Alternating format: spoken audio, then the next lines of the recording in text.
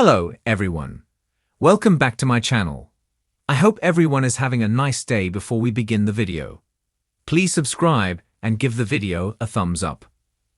The Young and the Restless. Kane gives Michael this first assignment, Tracy returns, and Tessa and Daniel devise a dangerous plan. All products and services featured are independently chosen by editors. However, Soaps.com may receive a commission on orders placed through its retail links, and the retailer may receive certain auditable data for accounting purposes. Tessa is happy to bump into Daniel at Crimson Lights. He tells her that Maria reached out and asked him to look after her and Aria. It sounded like she thought she wouldn't be coming back. Tessa's not surprised that he got that impression. Daniel asks if she ever found out what happened, and is shocked to hear that Maria told her she tried to kill someone and then bolted. Tessa wonders if Iron Ward triggered something. If so, she and Aria might be better off without her. Tessa remembers how wonderful and kind Maria is, which was no small feat given her early life. Daniel says she seemed to be in pain at the thought of her wife and child suffering. Assuming that something must have happened on Maria's business trip, Tessa asks him what she should do. Daniel doesn't want to overstep or take sides. Tessa jokes that he should take her side. Announcing that she can't leave Maria to suffer alone, she decides she'll get to the bottom of this by visiting the hotel where her wife stayed. Daniel offers to go along for support, which makes her smile. At the Abbott Manse, Jack is thrilled to see Tracy back. She says she's preparing to go meet Amy, and a discussion about Damien's death quickly turns to Kane. Jack warns he's very different as they recall how close she and Ashby once were. He even inspired one of her books. Tracy recaps that it almost became more than friendship, but they haven't spoken since she turned him down. She then tells her brother about her fabulous therapist. She's learned that she's a good person. Talk turns to Billy scheming to get Chancellor and pushing Jack out of Abbott Communications. Jack worries their brother is about to make a mistake that could land him in prison.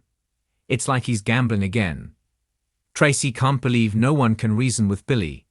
He's turned his back on everyone and is headed for a crash. On the Kane train, Billy demands to know why he's out. Kane says there are too many variables. Billy assumes he means he's chaotic, which makes no sense since he's kept Phyllis. Ashby urges him to go home and look after Sally. He shouldn't lose her over a deal. Billy complains that he's lost everything and Kane owes him. All of this anger is only proving to Kane that he can't handle things, who can't even be bothered to argue with Billy. Out of options, Billy warns that he knows a hell of a lot about Kane, who won't like what comes next. After he's gone, Kane orders Michael to fix this. Phyllis is sure Billy will cool off, but Kane wants him contained immediately. Michael trudges off to fulfill this first assignment. Phyllis tells Kane he did the right thing by cutting Billy loose.